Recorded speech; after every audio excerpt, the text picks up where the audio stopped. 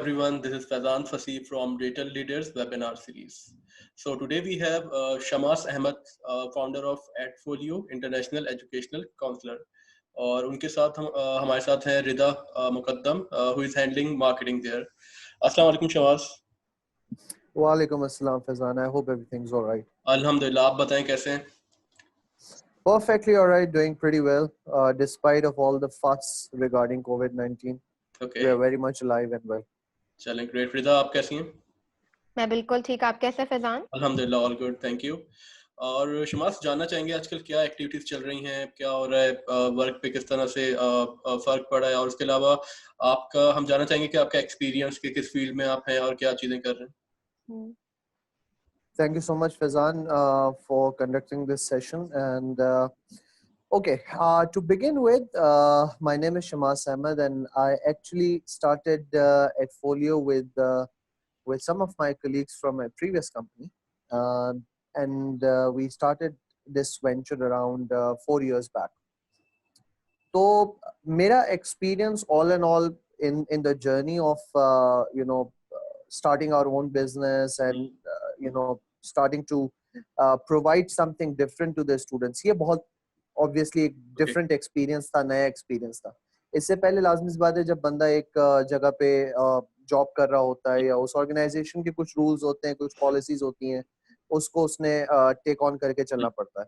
तो वहाँ पे जो हमने, क्योंकि मुझे इस इंडस्ट्री के अंदर हमारी जो international education counselling related industry अगर मैं कहूँ तो ज़्यादा बेहतर रहेगा, जिसमें लोकल यूनिवर्सिटीज़, फॉरेन यूनिवर्सिटीज़ दोनों की काउंसलिंग आ जाती है. अमूमन ये हमारे बिजनेस डोमेन में नहीं आता, but personally being a counsellor I always help the students even for local universities as well. मुझे कोई इसमें मसला नहीं होता. तो कहने का मकसद ये है कि जब इस इंडस्ट्री के अंदर मुझे almost I am associated with this field for the past 9 years. I started in 2011. Okay. So I was a very young kid back then, and I was learning the way things are. I was learning about the universities. How do we convey the message? How do we tell them what to say, what not? ये सारी चीजें A to Z हमें वो समझाई जा रही थी कि ऐसे बोलना है, ये बताना है, इस तरीके से अगर ये एलिजिबिलिटी होती है प्रोफाइल की, तो ये सारी चीजें हमने सीखी.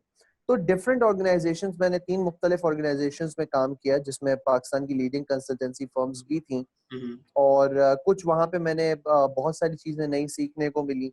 बहुत सारी चीजें ऐसी थी जो एथिकल मेरे अपने हिसाब से कंपनी की पॉलिसीज ऐसी थी कि वो जो मैं टो नहीं कर पाता था. Okay. मैंने मार्केटिंग डिपार्टमेंट में भी काम किया उधर, ऑब्वियसली बिकॉज मेरा अपनी एक्सपर्टीज मार्केटिंग है. और मार्केटिंग डायरेक्टली आपको पता है सेल्स से रिलेटेड होती है. तो जैसे मार्केटिंग बेहतर जाएगी तो सेल्स भी ऊपर जाएगी. तो बहुत सारा एक्सपीरियंस भी मिला, नई चीजें सीखने को मिली, नए दोस्त बने, नई मालूमात आई. तो ऑल एंड ऑल एक्सपीरियंस होते होते फिर उस जगह पे आके खड़े हो गए 4 साल पहले कि वी थॉट कि अब ये this is the best time to start our own business. और हमने इस नियत से शुरू किया था फैजान के हम एक नई चीज ऑफर करेंगे, जो चीज मुझे खुद पर्सनली नहीं पसंद थी, जो पुरानी ऑर्गेनाइजेशंस की पॉलिसीज को टो करते करते हमें करनी पड़ती थी, वो हमने कोशिश करी कि इधर हमें ना करनी पड़े. तो ये एक बेसिक मोटो था. ऑब्वियसली एक बिजनेस सेटअप करना और एक एंटरप्रेन्योर बनना is not an easy ask, कि आप बिल्कुल छोटे कैपिटल से एक चीज शुरू करें, बट ऑल एंड ऑल अल्लाह का बहुत बड़ा एहसान है, हमारी एफर्ट है और उसने कामयाबी देनी थी, तो it went really well. Okay. शायद हम जानना चाहेंगे कि वो क्या चीज थी जो पहली कंपनीज में नहीं हो रही थी और आपने यहाँ पे आके शुरू की.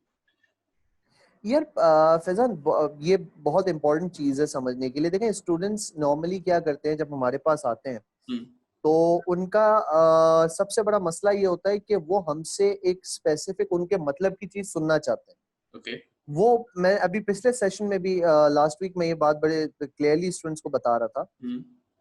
अब एक मैं for example I am a student, ठीक है, मेरी एक 60-70% मेरे मार्क्स हैं और मुझे पता है, इंटरनली मैं जानता हूँ कि मैं फलाना यूनिवर्सिटी के लिए एलिजिबल ही नहीं हूँ. मगर मैं सिर्फ और सिर्फ इस उम्मीद से कंसल्टेंट और एजेंट के पास जाता हूँ कि वो कुछ ना कुछ करके, वो एजेंट है, वो कर सकता है. ये मेरा माइंडसेट परसेप्शन बना हुआ है, और यही मेरा सबसे गलत जो है सोच होती है कि वो करवा सकता है. और हमारी इंडस्ट्री के अंदर बहुत सारे ऐसे भी लोग हैं जो अमूमन फ्रॉडलेंट काम और इस किस्म की चीजों में, फोर्जरी में भी इन्वॉल्व रहे हैं, और बहुत बहुत सारे स्टूडेंट्स ये बात जानते हैं, तो ये उनके लिए कोई नई चीज नहीं है। फिर भी वो ऐसी चीज सुनना चाहते हैं उनसे कि हो जाएगा। ये कुछ अल्फाज होते हैं कि सर आप करवा देंगे, जी हो जाएगा, ये हो सकता है, जी हो जाएगा। They want to listen these 3 words, हो जाएगा, 3 मैजिकल वर्ड्स। सो अब ये जो 3 मैजिकल वर्ड्स हैं, ये अमूमन हमें पॉलिसी के तहत कभी कभार बोलना पड़ता था, कभी कभार हमें ये भी करना पड़ता था कि जी एक स्टूडेंट है जो इधर यूनिवर्सिटी ए के अंदर परफेक्ट केस है, वो यूनिवर्सिटी ए के अंदर जा सकता है, मगर बिकॉज हमें एक टारगेट मिला हुआ है, हमें एक यूनिवर्सिटी को सेल करना है, उसको बेचना है, तो हम उधर बजाय उस बच्चे को ये गाइड करने के कि तुम यूनिवर्सिटी ए के लिए एलिजिबल हो, तुम जा सकते हो, हम उसको यूनिवर्सिटी बी सजेस्ट कर देते थे, बिकॉज हमारा उधर मॉनेटरी बेनिफिट ज्यादा होता था। तो उससे क्या होता है फैजान, कि आउट ऑफ 10 स्टूडेंट्स 5 आपकी बात शायद मान भी लें, उसमें से 3 आपने सही काउंसिल किए होंगे, तो 2 आपने गलत भी काउंसिल किए, और जो बकाया 5 हैं जिन्होंने आपकी बात नहीं सुनी या नहीं मानी, वो आपकी उनकी नजर में आपकी वैल्यू 0 हो गई।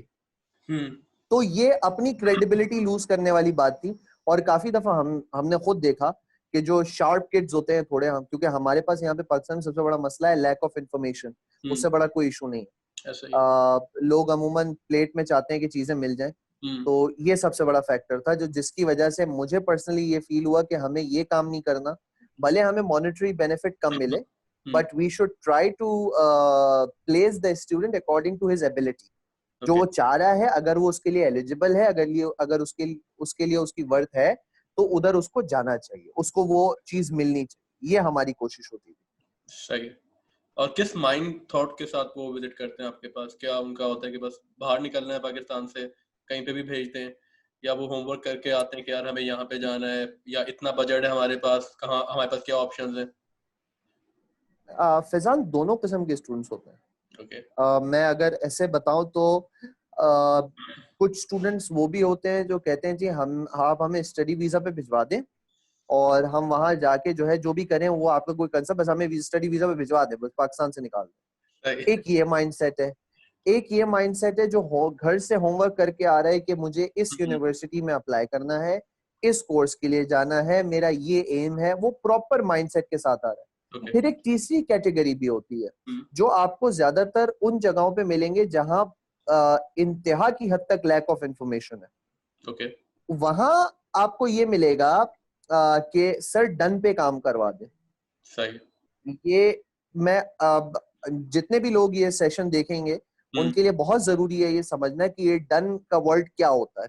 हाँ। और मैं काफी सारे अपनी इंडस्ट्री में ये दुश्मन भी बना चुका हूँ इन बातों पे, और अब मैं ओपनली इस बात को कह रहा हूँ कि ये डन का जो लफ्ज है ये बहुत सीरियसली थ्रेटनिंग है।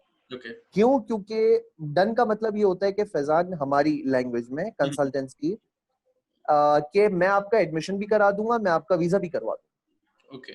और एक कंसल्टेंट अगर डन पे काम कर रहा है, और ये बात 2011 से पहले बहुत हुआ है, ये काम बहुत हुआ है, लोगों ने बेतहाशा पैसा दिया है बस क्योंकि उस वक्त श्योरिटी होती थी कि वीजा मिलेगा। एक प्रोफाइल के ऊपर हमें कंसल्टेंट को मालूम होता है कि इस पे वीजा के कितने चांसेस हैं, अमूमन जनरली पता होता है, तो ऑब्वियसली श्योरिटी नहीं होती, मगर एक रफ आइडिया हो जाता है क्योंकि इंडस्ट्री के अंदर बैठे हुए हैं।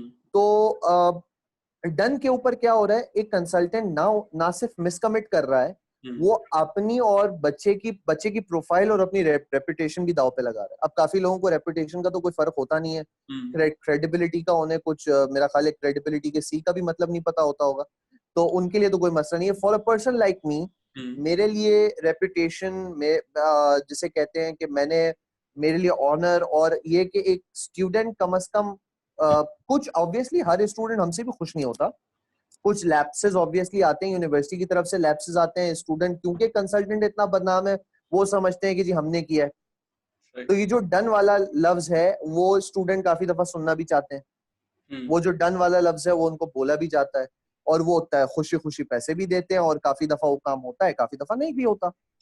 तो ये डिपेंड करता है। ये कहने का मकसद सिर्फ इतना सा है, बात को मैं मुख्तसर करूं कि जो डन वाला काम है ये अमूमन उन इलाकों में होता है जहां पे सिवियर लैक ऑफ अवेयरनेस है, बहुत ज्यादा, जिसे कहते हैं कि इस एक्सटेंट तक कि उन्हें इतना भी नहीं पता होता कि कंसल्टेंट के हाथ में वीजा नहीं है, कंसल्टेंट वीजा नहीं लगवा सकता, वीजा एम्बेसी ने लगा के देना। तो this is how it is.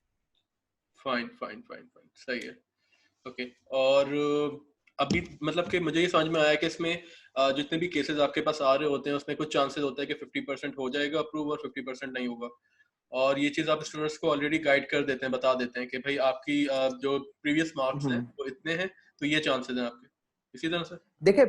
देखिए फैजान, सिंपल सा मैं इसको बड़ा इजीली अगर आपको एक्सप्लेन करूं, देखिए मेरे पास यूनिवर्सिटीज के अंदर मुझे ये पता है, मैं तकरीबन मोर देन 250 इंस्टीट्यूशंस को रिप्रेजेंट करता हूँ पाकिस्तान के अंदर, इंटरनेशनल इंस्टीट्यूशंस, 250 से ज्यादा यूनिवर्सिटीज और कॉलेजेस हैं मेरे पैनल पे। उन 250 से ज्यादा यूनिवर्सिटीज और कॉलेजेस, और कुछ तो ऐसे हैं जिनके शायद मुझे लिस्ट में होंगे, मुझे नाम भी नहीं मालूम। तो कहने का मकसद ये है कि उन 250 के अंदर रेगुलरली यूनिवर्सिटीज वाले, कॉलेजेस वाले हमें बताते हैं इतनी सीट्स रह चुकी हैं, इस साल की ये रिक्वायरमेंट है, इस साल की ये डेडलाइन है अप्लाई करने की, तो हमें ये चीजें तो मालूम है। मसला कहाँ पे आके खड़ा होता है कि जब स्टूडेंट हमारे पास आता है, बोलता है कि ये 60% मार्क्स है मेरे, मुझे फलानी जगह पे करा दें, एलिजिबल वो होता नहीं है उधर के लिए, हम कोई ऑप्शन उसको देते तो शायद उसको वो समझ ना आए, ठीक है।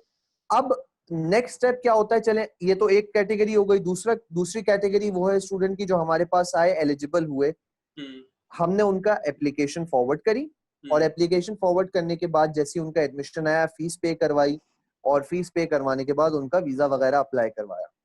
तो ये जो फीस की हैंडलिंग होती है, सारी चीजें होती हैं, हम एक सर्टेन सर्विस चार्जेस लेते हैं उनसे, और बाकी जो फीस का उनका जो है वो यूनिवर्सिटी और उनका जो अपना मैटर होता है वो आपस में खुद ही हैंडल करते हैं। ओके, ज्यादा स्टूडेंट्स जो है वो इंटरमीडिएट के बाद आते हैं या बैचलर्स के बाद अप्लाई करते हैं? कोई डिफरेंस नहीं है। जैसे कहते हैं, अगर रुझान की बात करें तो रुझान तो ये है कि इंटरमीडिएट वाला भी जो है वो अपने बाल नोच रहा है, और जो बैचलर्स वाला है वो तो हाई गंजा, तो उसके तो बाल बचे नहीं है 4 साल के अंदर। तो दोनों का हिसाब किताब एक ही है, जाने के लिए दोनों तरस रहे हैं और तैयार है। कुछ बहुत लिमिटेड परसेंटेज होती है फैजान जो बड़ा क्लियर गोल लेकर आते हैं कि हमें ये करना है। बाकी मेजॉरिटी जो जाने वाले हैं वो बस ये है कि बस यहाँ पे या तो अगर हम यहाँ रुके तो ये खवातीन के लिए बात बता रहा हूँ स्पेसिफिकली, यहाँ पे बहुत सारी खवातीन हमारे पास आती हैं कि यार बस शमाज भाई बैचलर्स हो गया या इंटरमीडिएट हो गया, अभी मुझे नजर आ रहा है कि बेलन हमारे हाथ में दे दिया जाएगा, खतरा है, तो हमें बाहर निकालिए पाकिस्तान से। तो ये भी एक सिवियर इशू है इधर का। चलिए, इसमें आई थिंक हमें रिदा की राय लेनी चाहिए कि ये बात जो आप बता रहे हैं वो आपको रिदा बेहतर बता सकती है ना, बहुत अच्छे से आइडिया इस बात का। सही है जी रिदा। बेसिकली आई थिंक के जैसे आपने बात की कि इंटरमीडिएट और मास्टर्स लेवल के मतलब इंटरमीडिएट एंड बैचलर्स लेवल पे तो अप्लाई तो दोनों सेम नंबर पे करते हैं। लाइक कुछ लोग सरशमास ऐसे भी आते हैं ना जिन्हें इंटरमीडिएट के बाद मास्टर्स के लिए जाना होता है। कहते हैं एब्सोल्युटली, वही मैंने कहा ना, lack of awareness, lack of information. बिल्कुल। तो what I believe is that basically हाँ, ज्यादातर लड़कियां ऐसी होती हैं, बिल्कुल ऐसी होती हैं, बट कुछ लोग मेरी तरह भी होते हैं जिनको लाइक एज फार एज जितनी लड़कियां मैंने अभी तक देखे जाते हुए, they are very passionate and यही एग्जैक्टली उनका यही होता है। उनको घर से प्रेशर वगैरह होता है एंड उनको यहाँ से भागना होता है कि हम लोग को like you know we want to be independent and stuff like that. तो on a if we see on a positive side it's a good thing because जैसे I'm also a student right now और मुझे अभी जो इतनी opportunity मिली है मुझे sir Shama's की वजह से मिली है, क्योंकि वो मुझे हर चीज में लाइक यू नो वो मुझे अपने साथ साथ रखते हैं, तो मुझे इस चीज का बहुत एक्सपोजर मिलता है। तो what I'm getting to know about it is that कि जहां तक जैसे अभी I'm currently studying from Zabist, तो यूनिवर्सिटी का फैजान बहुत फर्क पड़ता है, बहुत आपकी सीवी में फर्क पड़ता है, बहुत ज्यादा। अब जैसे यहाँ का पाकिस्तान का क्या सिनेरियो है कि आप कहीं से भी बाहर से पढ़ के आ जाओ, चाहे वो बाहर जिस भी रैंकिंग की यूनिवर्सिटी हो, यहाँ के आपकी सिर्फ सीवी पे ये चीज लग जाए ना कि आप बाहर से पढ़ के आए हो, उस सीवी को काउंट किया जाता है। Okay. जबकि यहाँ पे अगर हम देखें जैसे जो HR के लोग होते हैं वो सबसे ज्यादा यही देखते हैं कि हमें सबसे पहले टॉप प्रायोरिटी जो यूनिवर्सिटीज यहाँ पे हैं, I won't like mention their names obviously, but उनको रखा जाए, ठीक है। बट अगर ये बात की जाए बाहर से पढ़ के, तो अच्छा ठीक है, बाहर से पढ़ के इनकी CV तो सबसे पहले साइड में करो, इनका सबसे पहले इंटरव्यू लेंगे। तो ये चीजें बहुत मैटर करती हैं। और अगर आप ये चीज देखे जाए कि अगर हम लोग, जैसे कुछ लोग ऐसे बहुत होते हैं जो कहते हैं हाँ हमें बाहर जाना है और हमें बस वहीं सेटल होना है, हमें PR के लिए अप्लाई करना है एंड ऑल ऑफ दैट, तो अगर हम लोग फ्यूचर पॉइंट ऑफ व्यू से देखा जाए तो it's a really good thing for according to me. Fine fine fine fine. अच्छा, आपने प्लान किया, मतलब सर ने आपको एडवाइस की कि आप भी बाहर जाएं? बिल्कुल सभी बोलते हैं मुझे ऑफिस में कि तुम मास्टर्स के लिए बिल्कुल बाहर जाओ, and I am looking forward to it, so let's see once I graduate, इंशाल्लाह this year I am gonna graduate. हम फैजान चिराग तले अंधेरा नहीं होने देंगे, ये तो कंफर्म है। जो भी हमारा इवन अगर मैं बताऊं, ये पिछले 4 साल के अंदर अल्हम्दुलिल्लाह वीएफ को हमारे 2 स्टाफ मेंबर्स को हमने फॉरेन ट्रेनिंग पे भी भेजा, और इसके अलावा अभी रिसेंटली हमने एक स्टाफ मेंबर को जो हमारे साथ माशाल्लाह शुरू से ही बिल्कुल थे, तो उन्होंने इजहार किया कि जी हाँ मेरा टाइम है मास्टर्स करने का, मैंने आपको 3 साल दिए हैं, तो वी हैप्पीली उसको एकोमोडेट किया, सारी चीजें करी। तो इंसान के लिए अपॉर्चुनिटी की कमी नहीं होती, रिस्क जहाँ पे लिखा होता है उसको मिलता है। तो दिल बड़ा रखना चाहिए, क्योंकि मैंने कहा ना, कुछ चीजें जो पुरानी ऑर्गेनाइजेशंस में हमने देखी, वो कोशिश करी कि इधर ना करें, इधर नहीं करें। वो ये था कि कुछ ऐसी भी चीजें थी कि किसी के आने से किसी के जाने से कोई फर्क नहीं पड़ता है, आपको ऑनर करना पड़ता है जो टाइम उस बंदे ने आपके लिए स्पेंड किया, और आपको उसकी सर्विसेज को ऑनर करना पड़ता है, and this is what we do. और अगर आप जेन्युइनली, अगर मैं आपको बताऊं, आप मेरी अगर गूगल फोटो की जो एल्बम है, वो 2017 ऑनवर्ड से लेकर अभी तक, उसके अंदर स्टाफ पिकनिक्स हो जाए, स्टाफ आउटिंग्स हो जाए, मील्स हो जाए, मतलब we do everything together, and this is what we aim at. Even हमारे स्टूडेंट्स काफी दफा जब बाहर जा रहे होते हैं, तो उनको भी हम जब काफी दफा जो है वो फेयरवेल डिनर हो जाए, या एक जैसे अगर यूनिवर्सिटी में 4-5 स्टूडेंट्स एक साथ जा रहे हैं, तो उनको बुला के उनको फेयरवेल डिनर दे देना, जिसमें सारे स्टाफ मेंबर्स भी होते हैं, तो it's a good activity, healthy activity together. तो ये काफी चीजें हम लोग फोकस करते हैं कि हम करें। It obviously from the business point of view it's good as well, and ethically, और यू नो स्टाफ मेंबर्स का, टीम मेंबर्स का, not staff members, team members जो है हमारे, उनका मोरल भी बढ़ता है काफी ज्यादा। बिल्कुल बिल्कुल, डेफिनेटली। अच्छा शम्स, अभी सिर्फ कराची में ही आप ऑपरेट कर रहे हैं या इस्लामाबाद, लाहौर, वहाँ पे भी चल रहे हो? We are operating in 4 different cities across Pakistan. Lahore, Islamabad, Quetta and Karachi. ये हमने 4 को अभी फोकस किया हुआ है। We are planning to soon हम अपने ऑफिसेस का नेटवर्क जो है वो पेशावर और क्या नाम है other places like Hyderabad, interior side पे भी कोशिश करेंगे कि ऑपरेशन बढ़ाएं, इंक्लूडिंग इंटीरियर पंजाब। पर अभी फिलहाल ऑब्वियसली कोविड-19 ने तो बहुत बुरी तरीके से सबकी कमर तोड़ के रखी हुई है, तो businesses overall are on the decline, so we are trying our best to survive, and अल्हम्दुलिल्लाह इंशाल्लाह वी विल सक्सीड। बिल्कुल बिल्कुल। अच्छा, क्या फर्क क्या पड़ा कोविड-19 के बाद से? मतलब कि अब लोग ज्यादा नहीं जाना चाह रहे बाहर, क्योंकि आई थिंक मैंने जो देखा है बाहर से वापसी आ रहे हैं उल्टा लोग। फैजान, जैसे बिगिनिंग में आपने कहा था, फर्क जो है बहुत मॉडरेट वर्ड है। ये मतलब एक चीज होती है अपसाइड डाउन हो जाना, ये वो हुआ है बिकॉज हमारा जो काम है वो बेसिकली 5 स्टेप्स में है। Step number 1 is admission. Step number 1 is counseling. Step number 2 is admission. Step number 3 is visa filing. Step number 4 is visa approval or visa decision, and then step number 5 is your travel. तो अभी फिलहाल जो 3 and के steps हैं, counselling हम कर रहे हैं, एडमिशन चल रहा है, एप्लीकेशन जो है वो जारी है यूनिवर्सिटीज में, वो जवाबात भी दे रहे हैं। जो 3 आगे के स्टेप्स है ना, वीजा फाइलिंग, वीजा डिसीजन और फिर ट्रैवल, ये तीनों पे एम्बार्गो लगा हुआ है। काफी कंट्रीज में वीजा अप्लाई ही नहीं हो सकता, काफी कंट्रीज जिनमें अप्लाई हो सकता है वो डिसीजन नहीं दे रहे इतने आराम से, इतने जल्दी। 3-3 4-4 महीने हो गए स्टूडेंट्स को वेट करते हुए। जहां उनका जवाब आना था 1 महीने के अंदर, वहां 3 महीने हो गए। और फिर चौथी चीज जो है वो ट्रैवल बैन जो लगाया हुआ है, ऑब्वियसली बॉर्डर्स रिस्ट्रिक्शंस है। तो हमारा तो बिल्कुल ही काम जो है जहां यूं था वो बिल्कुल अपसाइड डाउन वाली पोजीशन पे आ गया। और आई थिंक कुछ यूनिवर्सिटीज जो है उन्होंने ऑनलाइन क्लासेस स्टार्ट कर दी हैं। आई थिंक जिनके एडमिशंस हो चुके थे बाहर, तो उन्होंने ऑनलाइन क्लासेस स्टार्ट कर दिए हैं कि बाद में जब आई थिंक जब सब चीजें नॉर्मल हो तो फिर फ्लाई करके आ जाए। आप बिल्कुल सही कह रहे हो, आप बिल्कुल सही कह रहे हो। प्रॉब्लम सारी यहाँ पे आती है। अब यहाँ पे आती है माइंडसेट की बात।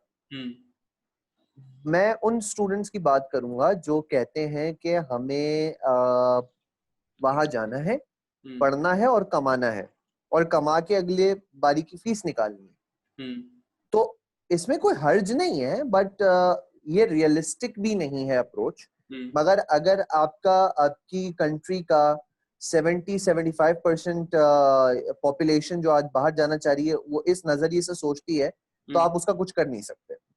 तो ये जो 75% नजरिया लेकर जो लोग हमारे पास आते हैं, जब हम उनको कहते हैं कि आप ऑनलाइन क्लासेस शुरू कर दें, कोई आपका हर्ज नहीं होगा, तो उनका पहला कहना ये होता है कि ऑनलाइन क्लासेस के लिए मैं फीस तो सबमिट कर दूंगा, मगर जब मैं पाकिस्तान में बैठ के पढ़ाऊंगा, मैं काम करके कैसे निकालूंगा पैसे। डेफिनेटली, बिल्कुल। तो ये वाला सिनेरियो सबसे पहले उनका होता है। ओके, फाइन, सही। अच्छा, करियर काउंसलिंग अगर देखा जाए पाकिस्तान के अंदर ना होने के बराबर है आई थिंक। आप क्या कहना चाहेंगे इस बारे में कि स्टूडेंट्स जो उनको करियर काउंसलिंग की जा रही है, उनको पता है कि हमें क्या करना है फ्यूचर में? मेरा पर्सनली नहीं ख्याल फैजान, मेरा पर्सनली बहुत नहीं ख्याल। जरूरी है। ये रिदा भी आपको बता सकती है, because she is actually going through this phase. पहले रिदा बताएं, फिर मैं आपको बड़ा इंटरेस्टिंग एक वाकया बताता हूँ। चले रिदा। जैसे सिंस मैं अभी कंप्यूटर साइंस कर रही हूँ, and obviously I was very confused when I was choosing my field. I didn't know that मैं किस चीज में अच्छी हूँ। मुझे बिल्कुल भी मैंने ये चीज फिगर आउट नहीं की थी। तो मैं बहुत कंफ्यूज थी। बस मैंने ऑनेस्टली मैं बताऊं, मैंने इस बेसिस पे बैचलर कंप्यूटर साइंस में लिया कि मेरे मैट्रिक में बहुत अच्छे मार्क्स आए थे। सो आई वाज लाइक अच्छा ठीक है, हाँ I can like you know do something in this, so let's do this. तो मैंने कंप्यूटर साइंस ले तो लिया, but I am completely like you know bad at coding stuff. I realise it very soon. But जब से मैंने जैसे मुझे 1 साल हो गया एटफोलियो में, तो जब से मैंने जब यहाँ पे ज्वाइन किया था, तो मैं स्टार्टिंग में मतलब मुझ पे वर्कलोड इतना नहीं था। मुझे ये था कि मैं कॉल्स करती थी। उसके बाद मुझे आहिस्ता आहिस्ता पता चला, जैसे like you no sir Shama's से मुझे इस बात पे और लाइक सबने जो मेरे सीनियर्स है वहां पे मुझे बहुत ग्रूम किया कि रिदा आप ये भी कर सकती हो, आप मुझे हर चीज में इन रखा। तो जब उन्होंने मुझे हर चीज में इन रखा, तो फिर मुझे इवेंचुअली समझ आया मैं किस चीज में ज्यादा अच्छी हूँ। तो मुझे फिर ये समझ आया कि ठीक है, मैं ज्यादा अच्छा मार्केटिंग भी देख लेती हूँ, मैं क्लाइंट डीलिंग भी कर लेती हूँ। तो हर चीज में इन रखने का ये एक, तो अब मुझे बेसिकली समझ आ रहा है कि ठीक है, मुझे बैचलर्स बीबीए में शायद करना चाहिए था, but eventually now it's ending. So never mind, ऐसी कोई बात नहीं है। बहुत लोग बैचलर्स किसी और में करते हैं एंड एमबीए इवेंचुअली कर लेते हैं। So it's not a big deal, it's a good thing कि आप इस चीज में भी अच्छे हो और आप कंप्यूटर साइंस, आपको थोड़ा सा टेक्नोलॉजी का भी पता है, तो ये एक अच्छी डील है। इट्स नॉट लाइक, मैं ये नहीं कहूंगी कि ये बुरी चीज है, ये एक अच्छी चीज है। बट मेरे हिसाब से करियर काउंसलिंग बहुत जरूरी होती है, बहुत जरूरी, स्पेशली हम जैसे लोगों के लिए तो बहुत जरूरी होती है। मैं एक चीज ऐड करूं, मैं 2014 की बात है ये। यस, 2014 के अंदर मैं I was working at an institution जहां मैं आइल्स की classes, IELTS is actually a product जो कि हमारी फील्ड से रेलेवेंट होता है। तो आइल्स की मैं क्लासेस करा रहा था। So I got 2 female students from Hamdard university. Okay. So अब जब मैं आइल्स कराता हूँ तो I am a very sort of an interactive person. मैं बहुत ज्यादा बातचीत करने में बिलीव रखता हूँ। तो जब मैं पढ़ाने के दौरान मैंने एक दफा ऐसी बात हुई कि यूनिवर्सिटीज की एप्लीकेशन और so on and so forth. So मैंने उनसे ऐसी पूछा, मैंने कहा जी आपने पढ़ा हुआ क्या है? तो पता चला उन्होंने बायोमेडिकल इंजीनियरिंग की हुई है। okay. अब 2 खवातीन उन्होंने बायोमेडिकल इंजीनियरिंग की है। अब मुझे बायोमेडिकल इंजीनियरिंग का मालूम था कि बायोमेडिकल इंजीनियरिंग होती क्या है। तो मैंने कहा आप बाहर क्यों जाना चाह रहे हो? तो बोला यहाँ पे जॉब्स नहीं है. When they said जॉब्स नहीं है, तो I got worried. When I dug deep into it, what I found out, that was amazing. Okay. Pakistan में बायोमेडिकल इंजीनियर की जॉब क्या है फैजान भाई, यू विल बी अमेज्ड. उसके पास मेल स्टाफ को प्रेफर किया जाता है बायोमेडिकल इंजीनियरिंग के लिए, यस, और उसके पास बाइक हो, वो डिफरेंट हॉस्पिटल्स में जाके सिर्फ और सिर्फ सर्विस प्रोवाइड करेगा बायोमेडिकल इंजीनियरिंग की machines, x ray machines, different machines, क्योंकि biomedical engineering is a core research subject. उसकी रिसर्च पाकिस्तान में है ही नहीं, क्योंकि आई थिंक वो डेवलप करने के मूड में नहीं है. एब्सोल्युटली. अब बायोमेडिकल इंजीनियरिंग, अब मैंने पूछा, जब मैं 2 दिन बाद जब मिला, मैंने कहा आपको मशवरा किसने दिया बायोमेडिकल इंजीनियरिंग का?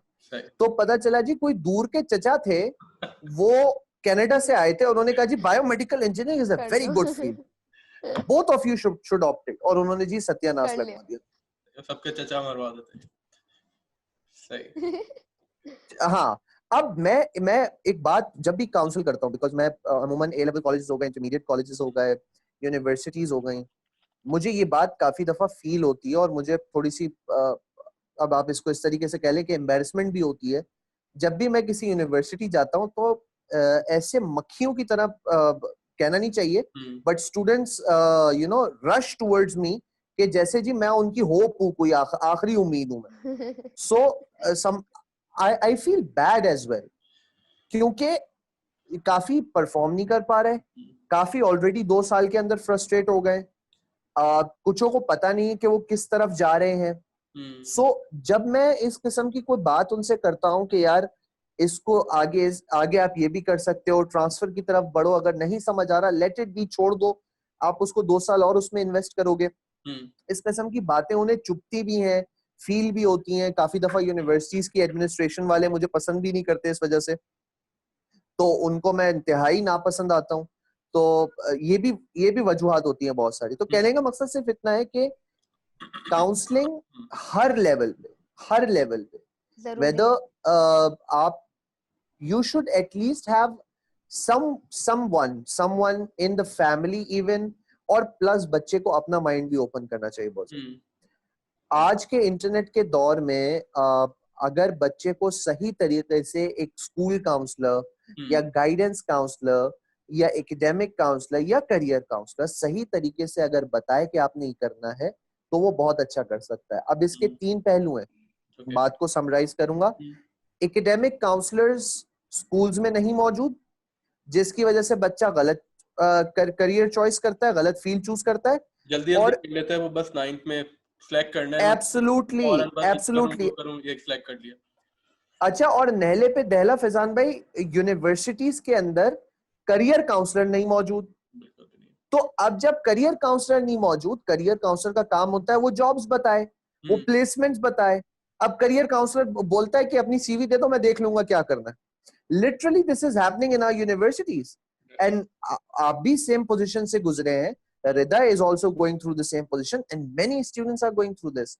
So at the end of the day, बच्चा किस चीज के साथ रहता है? वो तो कंसल्टेंट्स के रहमो करम पे रह गया. और मजे की छोटी सी बात, एक और बात बताऊं, फिर I'll just take your question as well. बच्चे को कहा जाता है career counsellor, guidance counsellor, academic counsellors की तरफ से कि एजेंट के पास मत जाना, काउंसलर कंसल्टेंट के पास मत जाना, वो आपको जो है वो चूना लगा देगा. होता भी है, मना नहीं कर रहा, हम कंसल्टेंट ने उसको बर्बाद किया अपने इमेज को, बट अमूमन everyone is not like that. तो यहाँ पे ओपन माइंडेड होके सोचना चाहिए. बच्चे को आप रादर देन ये बोलने के, आप ये बोल दें कि बेटा गो इवैल्यूएट, थिंक, अपने दिमाग से सोचो, सबकी सुनो, एंड टेक एडवाइस. अभी जो मैं देख रहा हूं, ये भी हो सकता है. हाँ, कि इवन मेरे पास जी बोले. नहीं आप बोले जो बोलना चाह रही. मैं ये बोल रही हूँ कि मेरे पास लाइफ एग्जांपल है. मेरी खुद की बहन, उसने बैचलर स्टार्ट किया बायो साइंसेस में. शी लिटरली उसने 1.5 इयर्स कर लिया उसमें, एंड देन शी रियलाइज के लाइक यू नो, क्योंकि उसका था मुझे मेडिकल करना है, एंड मैंने सून रियलाइज कर लिया था कि it's not her cup of tea. Like you know, मैंने उसको बता दिया था कि it's not your cup of tea, don't do it. मैंने कहा go for like you know some other field जो कि मजे की भी हो, and you can like you know enjoy it too. Then 1.5 years बाद उन्होंने मीडिया साइंसेस दिया and she is doing really great in that. Okay. तो ये चीज बहुत होती है, अगर प्रॉपर आप एक्सप्लोर ना करो, आप उस चीज की गाइडेंस ना लो, तो आप इसी तरह फिर करते हो, अपने साल जाया करते हो या फिर बहुत ज्यादा साल जाया कर लेते हो, इस तरह चीजें होती हैं। डॉक्टर बनने से वो कर दिया, महरूम कर दिया हमें एक डॉक्टर से। नहीं नहीं, ऐसी कोई बात नहीं बहुत है। ज्यादा वैल्यू होती है आज के दौर में। बिल्कुल बिल्कुल होती है, लेकिन जब किसी को अगर नहीं समझ आए तो उसको बिल्कुल गाइड भी करना चाहिए। बिल्कुल बिल्कुल बिल्कुल। अच्छा, करियर काउंसलिंग के हवाले से मैं जो देख रहा हूँ, जो स्टूडेंट्स हैं हमारे वो एक रेस में लगे हुए हैं। एक थ्योरी उनको दे दी जाती है कि ये कोर्सेज हैं, ये आपको पढ़ना है, उसकी टेस्ट देना है आपको। क्रिएटिव चीजें बहुत कम है, खास तौर पे बैचलर्स के अंदर मैं देखूं तो थ्योरिकल बहुत ज्यादा है। मार्केटिंग में भी देखें तो थ्योरिकल है, कुछ सब्जेक्ट्स हैं जिसमें वो थोड़ा बहुत सोच लेता है चीजें किस तरह से चीजें करनी है। क्योंकि मैंने अपनी पूरी लाइफ में जो भी अभी तक एक्सपीरियंस रहा है, डिफरेंट जगहों पे मैंने काम किया। फूड पैंडा में फाउंडिंग मेंबर्स में से मैं था, 3 साल वहाँ पे था। देन बाइकिया में था, और उसके अलावा EFU, यूफून। तो डिफरेंट जगह पे मैंने इंटरव्यूज बहुत ज्यादा लिए, कंडक्ट किए। डिफरेंट यूनिवर्सिटीज जाते थे हम, वहाँ पे पूरे इंटरव्यूज वगैरह लेते थे। तो मैं 5-10 मिनट रखता था स्टूडेंट्स के लिए, उनके करियर काउंसलिंग के लिए, कि उनको गाइड करूँ कि सीवीज में तुम्हारी क्या मिस्टेक्स हैं, क्या चीज़ तुमने नीचे मेंशन की हुई है, क्या चीज़ तुम्हें फ्रंट पे मेंशन करनी चाहिए, और तुम्हारे अंदर क्या चीज़। अगर हम एक नॉर्मल सी बात करें कि यार एक अभी मोस्टली जो ज़्यादातर लोग हैं वो बीकॉम करके आ रहे होते हैं, बीकॉम या कॉमर्स की फील्ड में चले जाते हैं, जिनके पास फाइनेंशियली आई थिंक ज़्यादा पैसे नहीं होते, तो वो यही सिलेक्ट करते हैं। और वो सब चीज़ें गवर्नमेंट बेस्ड चल रही होती हैं, और या कुछ प्राइवेट इदारे करवा रहे होते हैं, इंस्टीट्यूट को जा रहे होते हैं सिंपली कॉमर्स की एजुकेशन वगैरह लेने के लिए। उसमें उन्हें बहुत सारे स्किल्स नहीं बताए जाते हैं कि किस तरह से प्रेजेंटेशन प्रेजेंट करनी है, ग्रूमिंग अपनी किस तरह से करनी है, किस तरह से बात करना है किसी के सामने खड़े होकर, आंखों से आंखें मिला के। बिल्कुल तो ये सब चीजें मतलब कि बहुत गैप है कि लड़का अच्छा खासा बड़ा हो जाता है हमारा कि यार आई थिंक बीकॉम पार्ट 1-2 में पहुंच जाते हैं, मगर उन्हें आइडिया नहीं होता इन सब चीज़ों का कि। और देन फिर उसके बाद अगर किसी यूनिवर्सिटी में एडमिशन लेते हैं मास्टर्स के लिए, तो उनके लिए एक बहुत डिफरेंट चीज़ सिनेरियो हो जाता है कि यार एक बिल्कुल अलग से ही चीज़ है, एक अलग ही दुनिया बिल्कुल है। और देन से वो अगर जॉब मार्केट में जाते हैं तो वहाँ पे भी हमें ऐसे ही पूरा उनको चेंज एक नजर आता है कि एक प्रैक्टिकल फील्ड ही दूसरी है, एक डिफरेंट इन्वायरमेंट में पूरा काम चल रहा है। बिल्कुल, कंप्लीटली अग्रीड, बिल्कुल। ऐसा होता है। और इसके मेरे हिसाब से इसके अंदर फैजान, इसके अंदर सॉरी रिदा, मैं इधर इंटरप्ट करूंगा। वही जो हम बात कर रहे थे ना कि गाइडेंस काउंसलर्स, एकेडमिक काउंसलर्स और फिर आ जाते हैं करियर काउंसलर्स। ये तीनों फेजेस में एक बच्चे को मिलने चाहिए। जब से एजुकेशन का जो बिजनेस है हमारा वो कमर्शलाइज हुआ है, कमर्शलाइज होना एक सबसे बड़ा लैकिंग पॉइंट था। मैं एक छोटी सी मिसाल दूंगा। एक एक स्कूल का प्रिंसिपल है, उसकी इन्वॉल्वमेंट उस स्कूल के अंदर, वो ओनर है, वो प्रिंसिपल है, क्वालिफाइड है, उसकी इन्वॉल्वमेंट इस बात से पता लगती है कि उसके स्कूल में एट अ टाइम 3,500 बच्चे पढ़ रहे हैं, और उसको 10-15 साल पहले जो बच्चा पढ़ के गया था उसका एटलीस्ट फेस याद होगा, और फेस से वो या तो क्लास या उसका नाम बता सकता है। उसके मैं ये एक कराची का बहुत मशहूर स्कूल है, मैं उसकी बात कर रहा हूँ। तो ये इन्वॉल्वमेंट लेवल था, और उस स्कूल के बच्चे अच्छे खासे बड़ी जगहों पे गए हैं, पढ़ के कामयाब होके अच्छी जगहों पे पहुंचे। तो अगर ऐसा प्रिंसिपल आपको मिलता है तो वो अगर आप उसके पास जाते हो गाइडेंस काउंसलिंग के लिए, और लाज़मी बात है वो एक बिजनेस भी कर रहा है साथ में, इसमें कोई हर्ज नहीं है, मगर कमर्शियल एस्पेक्ट से देखें तो ये जो मैं बहुत खिलाफ हूं छोटे घरों में खोले जाने वाले स्कूल से। इन इन जितना इन स्कूल्स ने, गवर्नमेंट स्कूल्स की तो बात ही हम साइड पे कर दें, जो सही फैसिलिटीज दे सकें, जो सही तालीमी इदारे बन सकें। अब उसके अंदर बहुत सारी इकोनॉमिक फाइनेंशियल्स भी आ जाते हैं, बहुत सारे एस्पेक्ट्स हैं, मगर मैं पर्सनली इस बात के खिलाफ हूं कि आपने एक बच्चे को ग्रूमिंग का सही मौका ही नहीं दिया। आप 10 कमरे के एक स्कूल के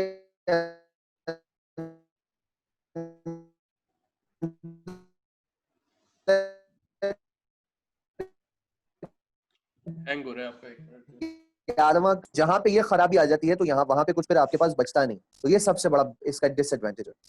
ओके शम्स प्लीज आप रिपीट कर दें चीज, आई थिंक नेट का थोड़ा इशू आ रहा था तो हैंग हो रहा था। नहीं नहीं, no no no problem. I am saying कि ये जो गाइडेंस काउंसलर वाली सिनेरियो होता है ना, जो एकेडमिक काउंसलर और गाइडेंस काउंसलर्स का होता है, ये सबसे बड़ी लैकिंग है करंटली। तो और अगर हम इसको ओवरकम कर लेते हैं आने वाले दिनों में, जैसे आपने कहा, एक चीज अगर बन जाती है, एक इमारत अगर बेस टेढ़ी पड़ गई फैजान भाई, तो बहुत मुश्किल है कि उस इमारत को फिर सीधा किया जा सके। वो फिर टेढ़ी ही बनती है, वो उसने गिरना ही गिरना है। अल्लाह ताला इस बात से बचाए। बट अमूमन this is what is happening at the moment to a lot of people in our society. जैसे आपने कहा, वो बीकॉम करके आते हैं, उनको ये तक नहीं पता होता कि अमूमन किस तरीके से अपनी वेल मेंटेन्ड सीवी उन्होंने लिखनी है, अपने आप को प्रेजेंट कैसे करना है। और वो टेक्निकली बैचलर्स ऑफ कॉमर्स के पहले या दूसरे साल में होते हैं। तो ये बहुत ज्यादा ये अलमिया है, सोचने की जरूरत है। और जब भी आते हैं तो मैं अमूमन जब बात करता हूँ तो मैं कहता हूँ अपने आप को लाचार और मजबूर फील मत करो। बिल्कुल। Try and learn things, it's never too late to learn. आप लेट नहीं हुए हो कभी भी। इवन मैं जितना कंट्रीब्यूट कर सकता हूँ सोसाइटी के अंदर, हम लोग अपने डिफरेंट प्रोग्राम्स के थ्रू करते हैं। ऑब्वियसली हमारा पूरा दिन कहाँ जाता है वो हमें भी एहसास नहीं होता। Rida keeps working very hard with her studies and all. हमारे टीम मेंबर्स सारे करते हैं, बट जितना हम कर सकते हैं, we are doing the best we can.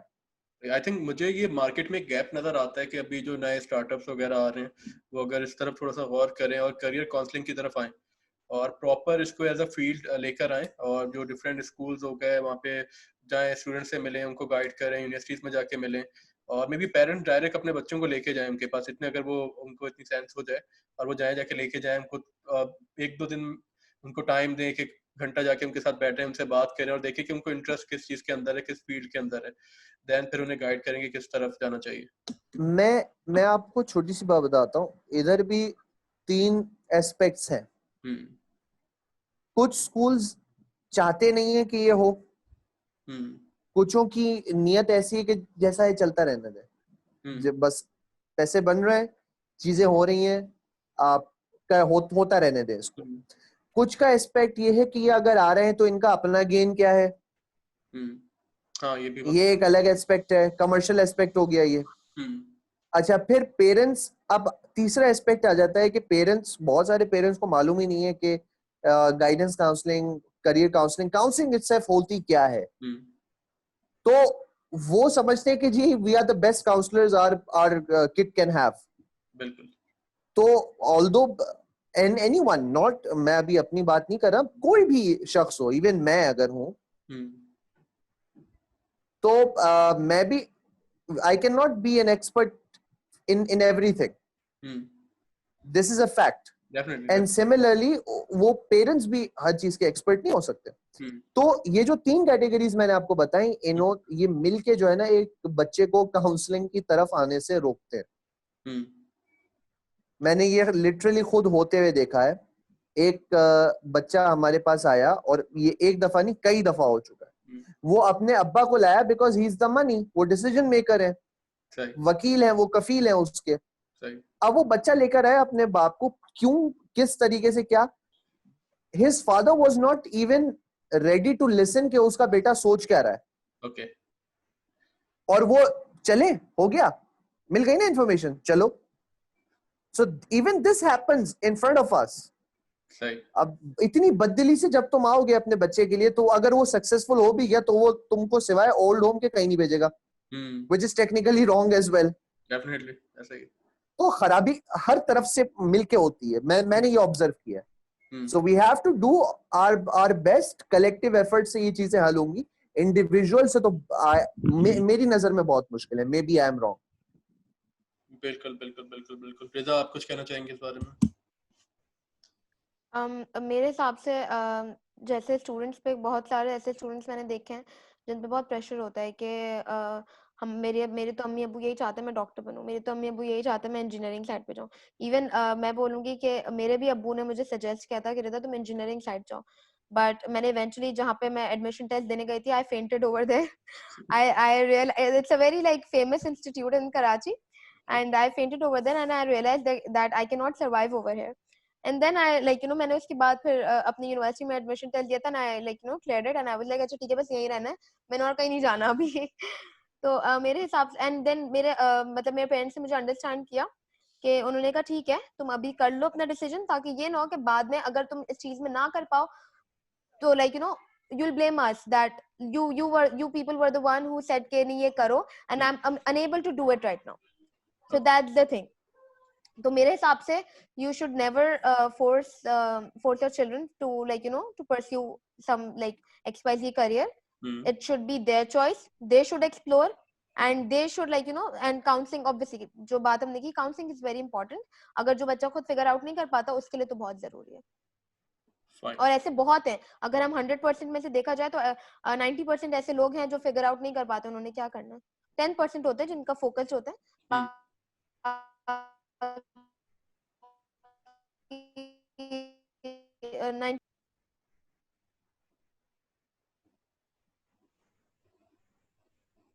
जी रिजा, आवाज आ रही है आपको?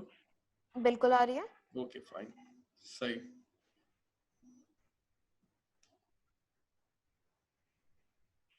ओके अच्छा, टफेस्ट कौन सी जगह है, मुश्किल जगह जहाँ पे वो जाते हैं स्टूडेंट्स और सरवाइव करना मुश्किल हो जाता है वर्ल्ड वाइड कोई भी country? Sir Shamas, Turkey and Germany कभी कभी वहाँ पे लैंग्वेज बैरियर आ जाता है, but obviously when you go over there तो आप लैंग्वेज सीख लेते हो वहाँ पे इवेंचुअली, तो इतना इशू फिर नहीं आता। That depends. जैसे मैंने टफेस्ट की कैटेगरी डिपेंड करती है, बिल्कुल सही कहा रहता तुमने। टफेस्ट की कैटेगरी थोड़ा सा डिपेंड करेगी बंदे पे डिपेंड करता है। Yes absolutely. जिसको फाइनेंशियल कंस्ट्रेंट्स है ना फिजान, उसके लिए यूएस ऑस्ट्रेलिया से और यूके से ज्यादा टफ जगह सरवाइव करने के लिए कोई नहीं है। अच्छा। और खास तौर पे यूएस और ऑस्ट्रेलिया कहूंगा। सही। अगर किसी को लैंग्वेज वाइज टफ लगती हैं सिचुएशंस, तो उसके लिए फिर जर्मनी और यूरोप टाइप जगहों से ज्यादा सरवाइव करना कहीं पे मुश्किल नहीं है। okay. कुछ को अगर लगता है कि हम तो बने ही सिर्फ पार्टी करने के लिए हैं, तो उनको अगर आप जो है मिसाल के तौर पे आप भेज दें ऐसी जगह पे जहाँ इल्म और तालीम का बहुत ज्यादा रुझान है, तो उनके लिए वहां सरवाइव करना टफ हो जाता है। तो that depends from and varies from person to person.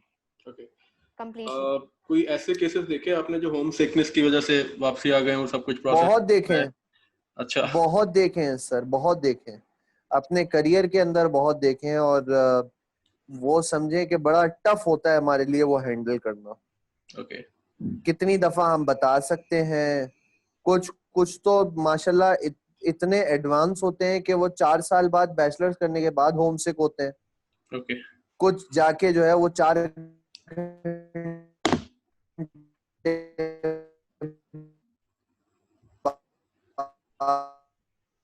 उनको पाकिस्तानी थेरेपी, वो उसका सिंपल हल ये होता है कि जो ऑलरेडी वहां पे बैठे हैं बच्चे, उनको बोले कि जी इनको होम सिकनेस फील ना होने दें। और यहाँ माँ बाप को बता दिया जाता है कि अगर आप चाहते हैं कि आपका बच्चा कुछ जिंदगी में बन जाए, तो बराए मेहरबानी अगले 10 दिन उससे बात न कीजिएगा। सही। क्योंकि माएँ जो होती है ना, वो अक्सर एयरपोर्ट पे ही रोना शुरू कर देती हैं। और एयरपोर्ट से लेकर वो अपनी माँ की रोती शक्ल लेकर ना, वो फिर परदेश जब जाता है तो उसको वहां पे सिर्फ फकत एक ही शक्ल घूम रही होती है, वो अपनी माँ की रोती शक्ल लेकर बैठा होता है। सही सही सही। और मैंने ये सीरियसली ये देखा है, वीडियो कॉल पे बच्चा वहां पहुंचा है, लैंड करके अपने आज खैरियत से लैंड करके सब हो गया, ये लो अपनी माँ से बात, माँ ने बात करी और पूरा बेड़ा गर्क कर दिया।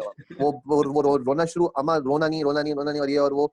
मुझे लिटरली ये बात बहुत अच्छी वेल ग्रोन अप फैमिली का बच्चा, उसके वालिद साहब इतने कोई तमीजदार सोफिस्टिकेटेड लोग, और वो आके उन्होंने मुझे बताया कि इसने बेगम ने रोना शुरू किया, और वो बच्चा वहां से बोला कि अम्मा रोना नहीं वरना मैं आ जाऊंगा, तो उससे कैमरा पे बोल दिया आ जाओ। अच्छा। अब वो अम्मा ने बोला आ जाओ, वहां से बच्चा जो है वो अपना सर पकड़ के बैठ गया। वो बोला नहीं, मुझे टिकट करा के तो मुझे वापस आना। और यूनिवर्सिटीज तो कमर्शियल होती हैं, अब उन्होंने थोड़ी फीस वापस करनी होती है आपकी, once it is paid it is paid.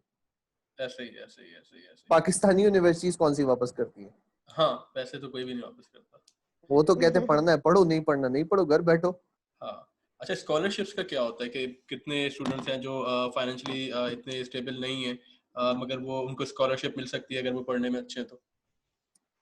Again Faizan, it depends कि उनकी प्रोफाइल क्या है। ओके। स्टूडेंट्स को रियलिस्टिक होना पड़ेगा, बहुत ज्यादा रियलिस्टिक होना चाहिए कि हम किस काबिल है, हम क्या कर सकते हैं, हम किधर एलिजिबल है। और जब वो हमारे पास हमसे बात करें तो वो बिल्कुल ओपन माइंड से बात करें कि जो हमें ये बता रहा है वो हम इवेल्युएट करेंगे। मैं ये नहीं कह रहा आप बिलीव करें, आप ना बिलीव करें ना हमें ऐसा समझें कि जी हम झूठ बोल रहे हैं, ना अंधा एतमाद करें।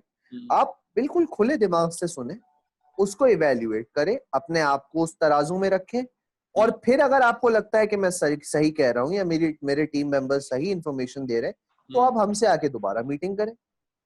तो जो स्कॉलरशिप वाला क्राइटेरिया है, बच्चा समझता है, कुछ समझते हैं कि कंसल्टेंट्स के हाथ में स्कॉलरशिप्स हैं, जैसे मैंने कहा, कुछ समझते हैं कि जी हम देने ही बैठे हैं, कुछ समझते हैं कि जी उनका 1 रुपया भी जेब से खर्च नहीं होगा और उन्हें सब मिल जाएगा, जी हम बैठे उन्हीं के लिए हैं। ये यूनिवर्सिटीज इंतजार में थी कि शहंशाह आजम मुगल आजम कब आएंगे अप्लाई करने और कब हम उन्हें एडमिशन देंगे। तो ये एक परसेप्शन है। एंड इवन समटाइम्स, मैं अपनी बात करूंगा, sometimes even I lose my temperament, और मैं काफी ज्यादा मेरा भी पारा चढ़ जाता है काफी दफा जब इस किस्म की बातें हमें सुनने को मिलती हैं।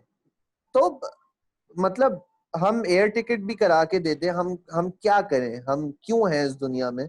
कभी कभार ये फीलिंग आने लगती है जब हम बच्चों के सवालात लेते हैं। और जो कुछ स्टूडेंट्स है शमास 50% पे कहते हैं मुझे फुली फंडेड स्कॉलरशिप चाहिए, तो ऑब्वियसली वो तो यहाँ पे भी नहीं मिलेगी वो यहाँ पे भी कोई यूनिवर्सिटी उनको प्रोवाइड नहीं करेगी। अच्छा, और ये भी मैंने फैजान देखा, हमें बड़ा रब्त का मुजाहरा करना पड़ता है, बहुत टॉलरेंस हमें शो करनी पड़ती है। उसका रीजन मैं आपको बताऊं, क्योंकि काफी दफा जब हम स्टूडेंट्स को कहते हैं ना ऐसे कि यार मिसाल के तौर पे, जैसे मैं भी काफी दफा कहता हूँ कि जब वो आगे से लिख के भेजे, प्रोफाइल अपनी पूरी भेजे और उसके बाद बोले is it fully funded scholarship, तो मैं आगे से जवाब देता हूँ कि आपको पाकिस्तान में कोई ऑफर कर रहा है, तो उनको जो है जी ये बात बुरी लग जाती है, और फिर वो हमारे पेज पे उल्टा 1 स्टार का रिव्यू डाल देंगे या 2 स्टार का रिव्यू डाल देंगे।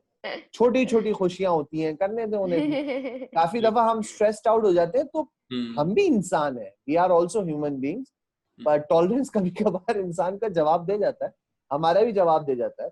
एक शख्स ने, मैं एक छोटी सी बात आपको एग्जांपल दूं, एक शख्स मुझे बोलता है कि मैसेज पे भेजा था, पता नहीं क्या था, तो मैं इस किस्म की चीजें बड़ी फनी चीजें लेता हूँ ना अपने तौर पे। सही। मैं ऑब्वियसली टीचिंग कम्युनिटी के साथ बहुत वाकफियत है, सब कुछ है, तो वो मेरे फेसबुक पे भी ऐड है, व्हाट्सएप पे भी ऐड है। तो उस बच्चे ने पता नहीं क्या भेजा था कि प्लीज गिव मी वीजा, इस किस्म की बात लिखी ना उसने। तो अब मैंने जो है वो स्क्रीनशॉट मैंने लिखा, मैंने कहा I am not the embassy to give you a visa, I am a consultant who can merely guide you properly. अब आपको क्या इन्फॉर्मेशन चाहिए आप वो बताओ, आप मुझे बोल रहे हो ये रिक्वेस्ट है कि ऑर्डर है, ये भी एक्सप्लेन कर दो प्लीज। तो मैंने ये लिख के पूरा जब उसको भेजा और मैंने उसका स्क्रीनशॉट लेके, फनी चीज थी मेरे लिए, मैंने अपने स्टेटस पे अपलोड कर दिया, फेसबुक पे उसका नाम हाइड कर दिया, आइडेंटिटी हाइड कर दी। तो वहां से मुझे क्या जवाब मिलता है टीचिंग फ्रेटर्निटी की तरफ से, जैसे मैं तो इंसान ही नहीं हूँ, मेरे अंदर टॉलरेंस होना चाहिए और मैं कोई बहुत नेक आदमी हूँ कि मुझे गुस्सा नहीं आना चाहिए। तो वो क्या लिखते हैं आगे से कि you should guide, you are the mentor.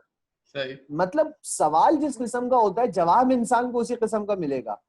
और अगर मैं किसी से ये सवाल पूछूं, फैजान मिसाल के तौर पे आपसे मैं कोई आपकी फील्ड रेलेवेंट सवाल पूछूं, और एक होता है common sense which is not so common in Pakistan unfortunately. तो मैं आपसे कहूं कि जी मुझे पूरा शो प्रोड्यूस कर दें, आप बोलेंगे मेरे पास इक्विपमेंट नहीं है, how can I do it? तो अब you can produce a short film through a camera, but you cannot produce an entire show. That's not possible for you even. तो ये रियलिस्टिक चीजें होती हैं, इसके लिए अप्रोच क्या हो, कॉमन सेंस रिक्वायर्ड है। सही।